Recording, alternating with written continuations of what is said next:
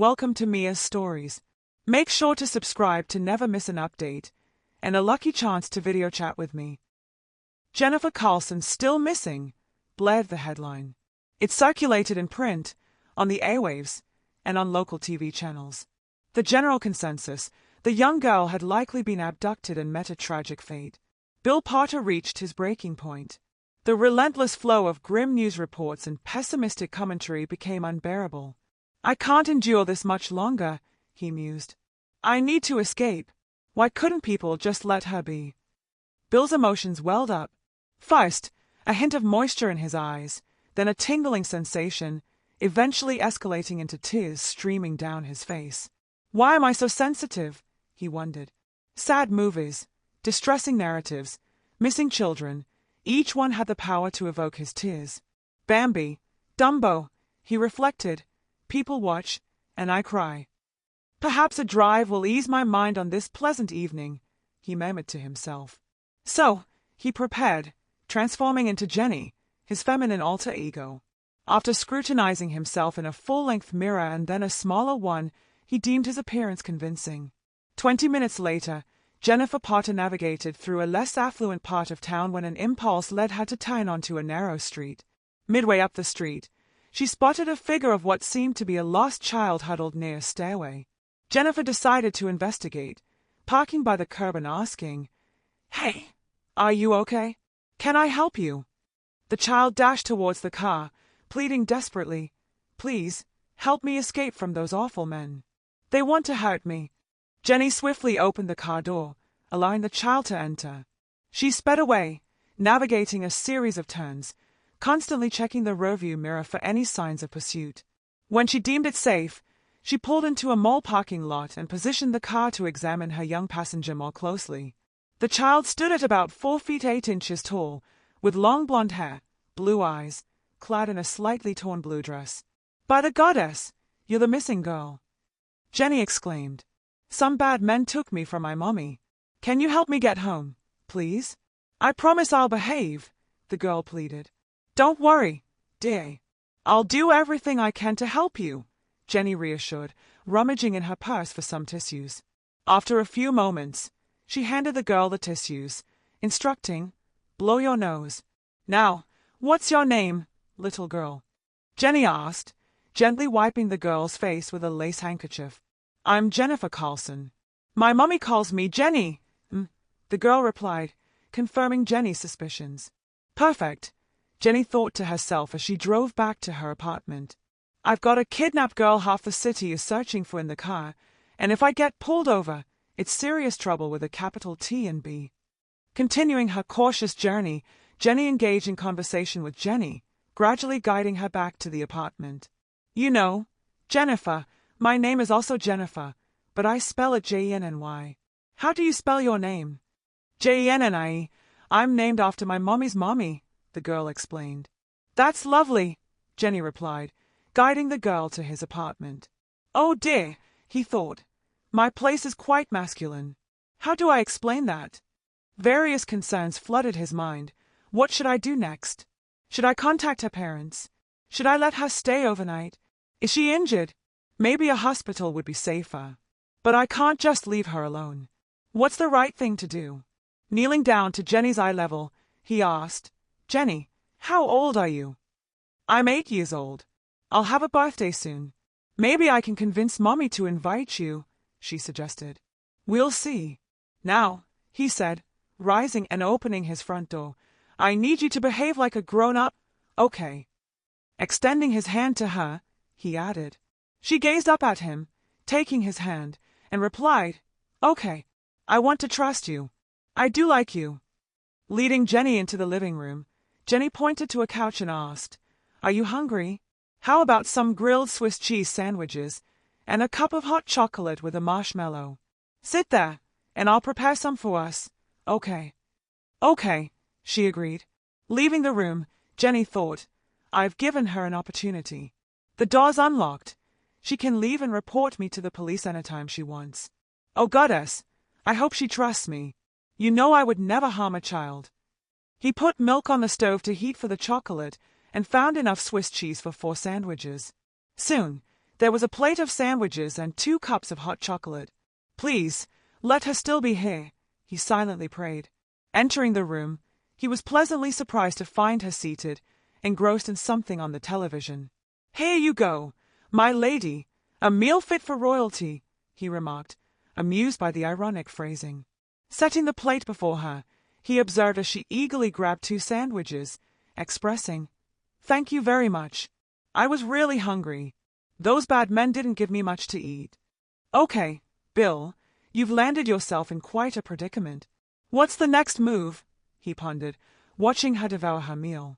Once Jenny had finished eating, she turned to Jenny and remarked, "I'm tired and sleepy. Can we call my mommy tomorrow?" "Of course," replied Jenny, internally grappling with the situation. Now what?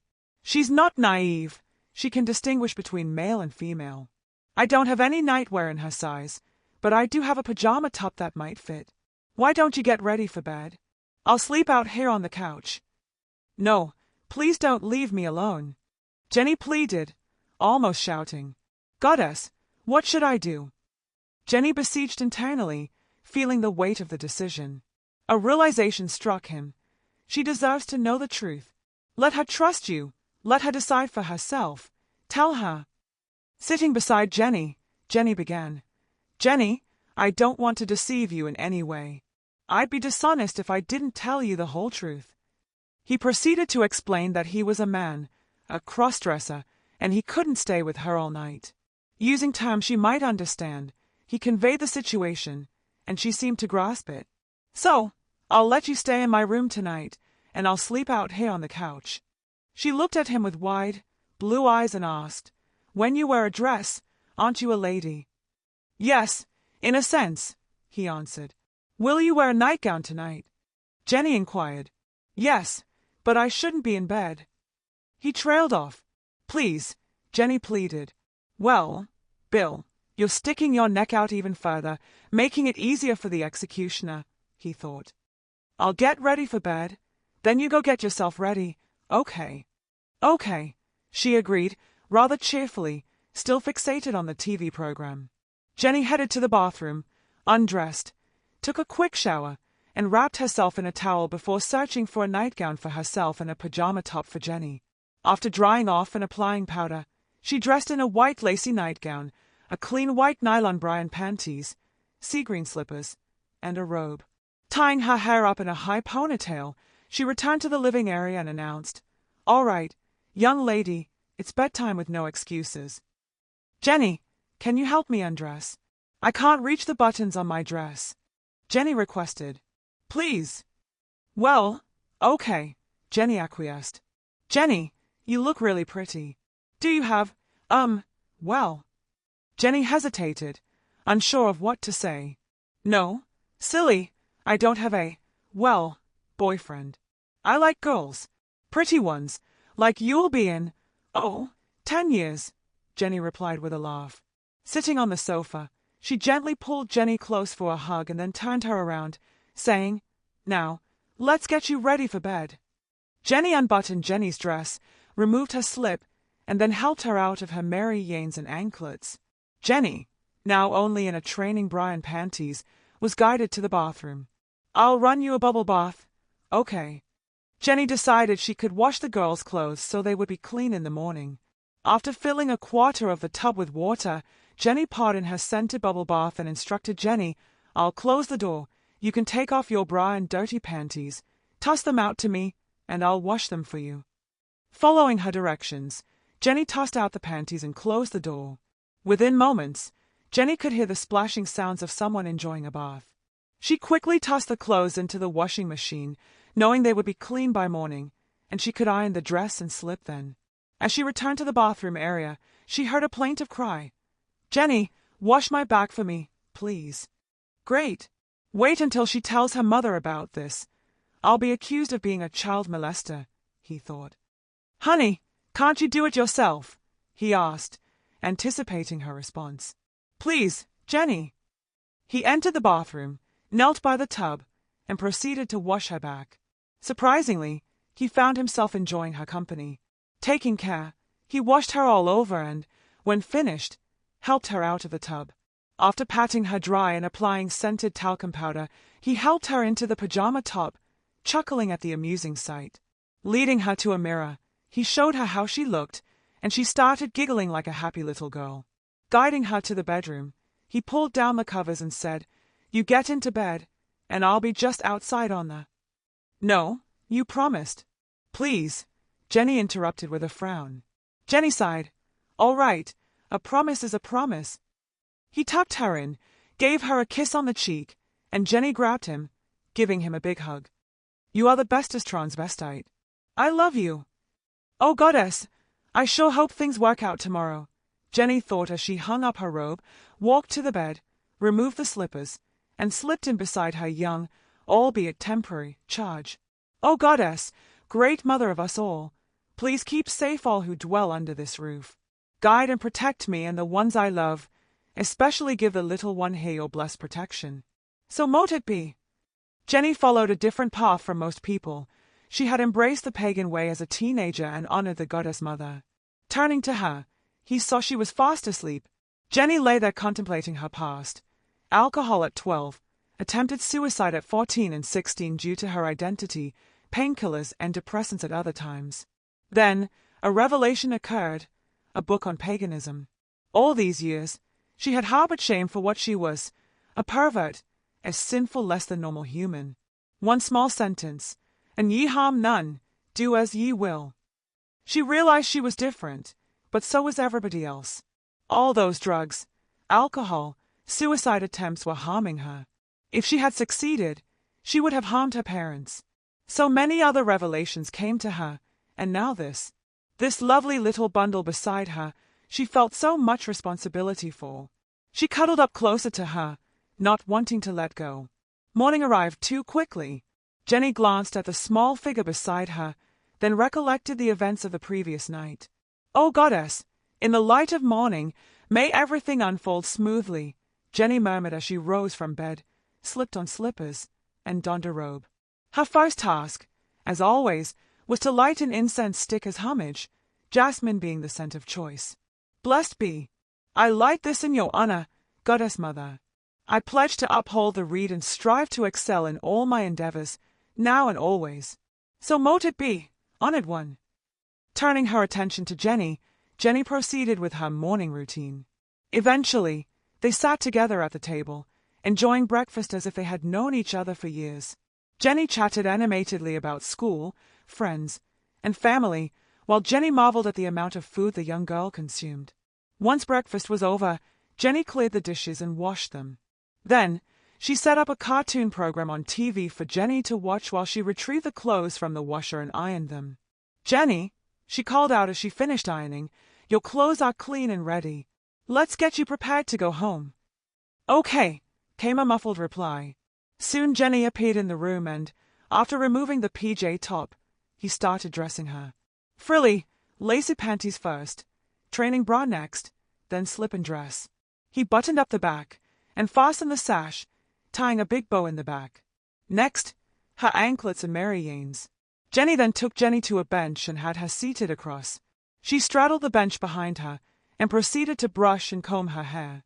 For some inexplicable reason, he found himself getting sensually aroused by this simple act, a kind of mother-or-daughter feeling, a closeness with a child only a mother could have. He felt like he could just spend the whole day doing this. "Ah, young lady," he remarked while adjusting a scrunchie in her ponytail, "you're all set. Enjoy some TV while I prepare myself." "Sure thing," she replied, then surprisingly embraced him, planting a kiss on his cheek. With that, she headed to the living area of his apartment. Why does she always do this? It's complicating my efforts to reciprocate, Jenny pondered. She longed to discover someone who would embrace her, someone unique, compassionate, and tender-hearted. After a brief search through the wardrobe, accompanied by murmurs of what to wear, she continued her deliberation. Jenny opted for a simple black ensemble, reasoning it was a safe choice. She discarded the robe and gown, donning black pantyhose, a matching satin panty and bra set, a white full slip with a lace-trimmed hem, appreciating the black and white contrast, and a knee-length black short-sleeve dress. While she settled down to apply her makeup, A burst of energy entered the room. "You look so beautiful," exclaimed Jenny as she approached. "Can I call my mom and let her know I'm okay?" "Sure thing," Jenny responded, deeming it the wisest course of action.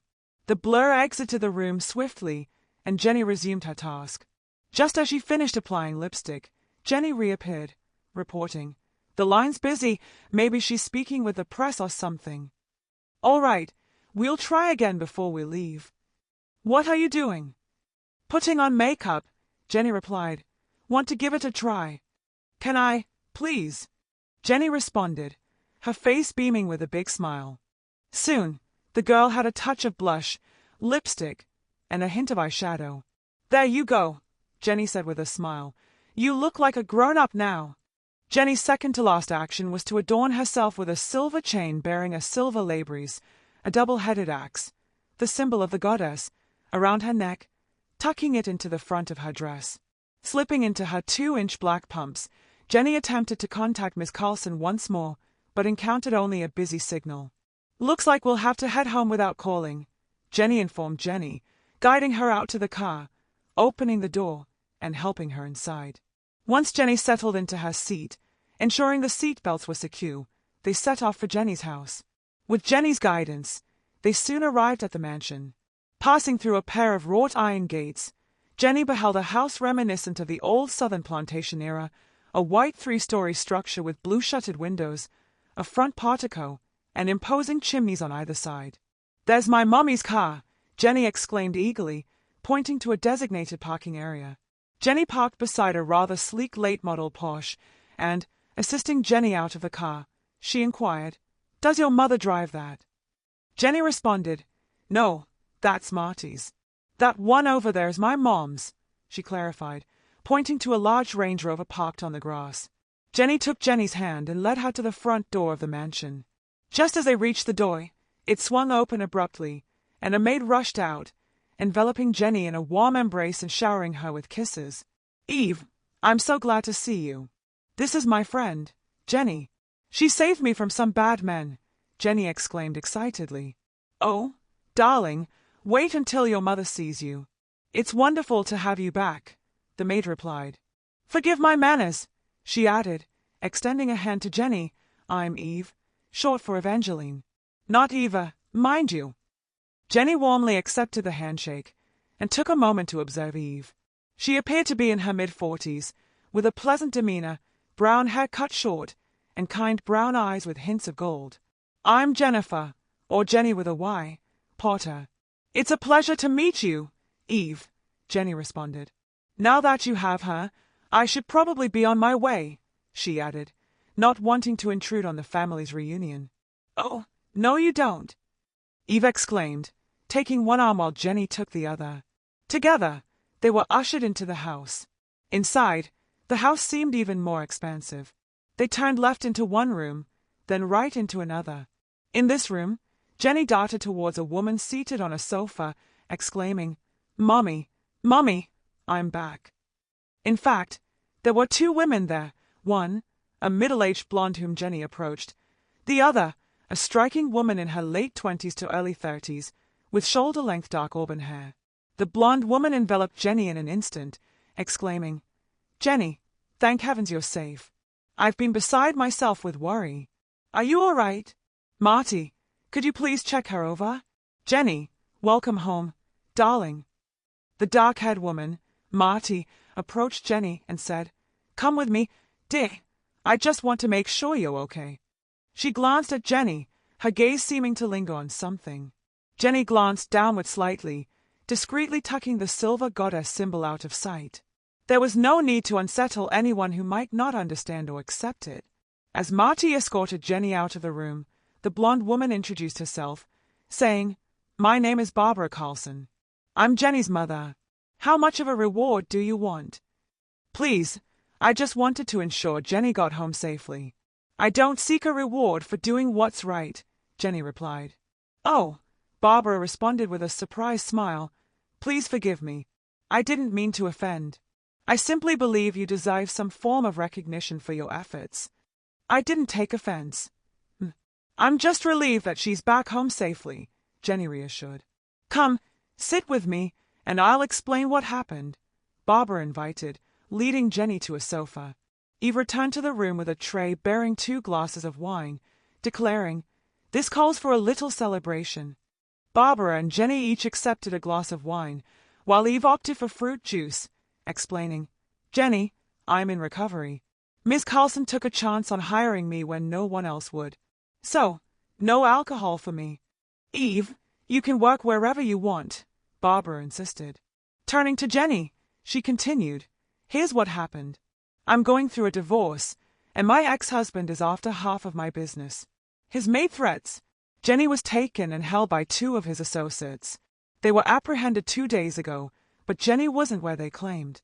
When the news reported it, they omitted their capture to bait my ex. They believed he had Jenny. I would have given up the business just to have her back. In that moment, a whirlwind rushed into the room and landed in Jenny's lap. Marty entered, announcing, "She's perfectly healthy. No scars, just some bruises, but nothing serious." Walking over to Jenny, she introduced herself. "I'm Martina Connor, Jenny's doctor." As she spoke, she revealed a silver chain bearing an Egyptian ankh.